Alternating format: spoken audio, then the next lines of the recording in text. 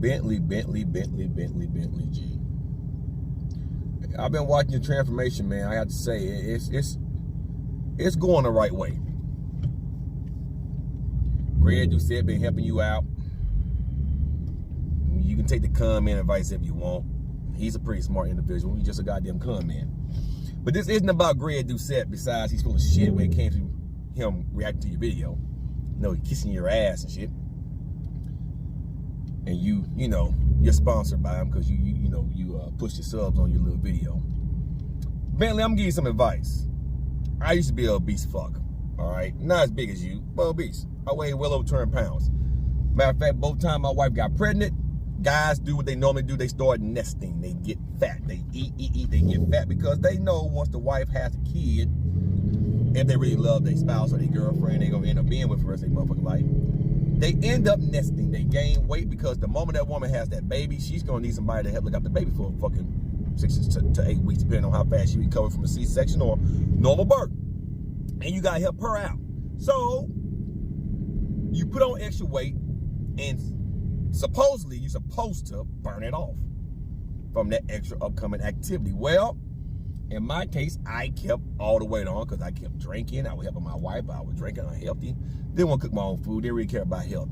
Until health started fucking with my family. Dad had 2 heart attacks. You know, my aunt's sister died from heart issues. My grandfather has a heart issue. High cholesterol runs in my family. Even though that shit isn't genetics, like people like, oh, well, you're genetically inclined to have high cholesterol or high blood pressure. No. It all stems from what you put in your fucking mouth. You don't get fat overnight. You get fat and unhealthy as time goes on. It's not an overnight thing. I can binge today and not gain 4 pounds.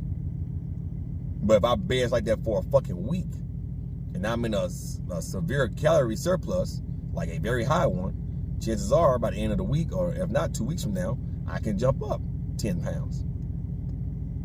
But once again, it's the duration, not just a blip in the radar. Now, we're human. We all make mistakes. But the biggest mistake, Bentley, that you are making is listening to your fans about your weight loss. Slow and steady is the key. Slow and steady is the key. If you try to rush something, you're not going to stick with it because you didn't adhere to it in the first place. All the water dieting in the world. How you doing, State Trooper? All the water dieting in the world. Look at him. Georgia finest, guys. I know I'm out here driving.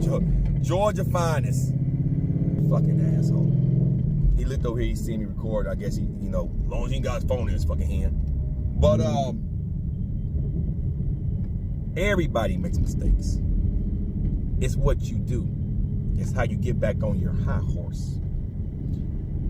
If you never get back on your high horse, guess what? You ain't gonna never reach success. You can't let your audience dictate your weight loss when most of them are probably obese fucks themselves. Turn your comments off. You shouldn't be doing this for money. Anyway, you're just as bad as Emily Reed.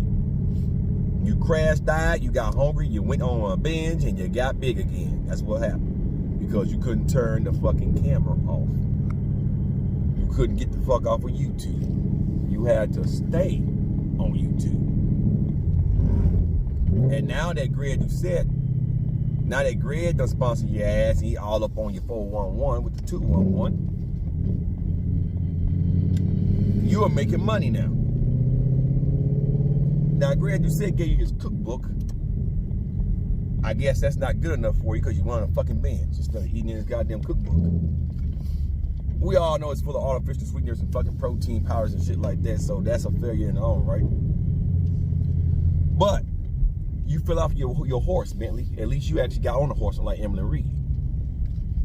Now, my advice to you, young man, would be to get off of social media and lose fucking weight as fast as you can.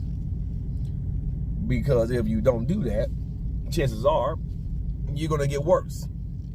Because YouTube is stressful. It's very stressful. If you spend all your time on this platform trying to make money, all right, and you're not doing it as a hobby, okay, then what could happen is you'll get lost. It'll drive you crazy. It'll drive you insane.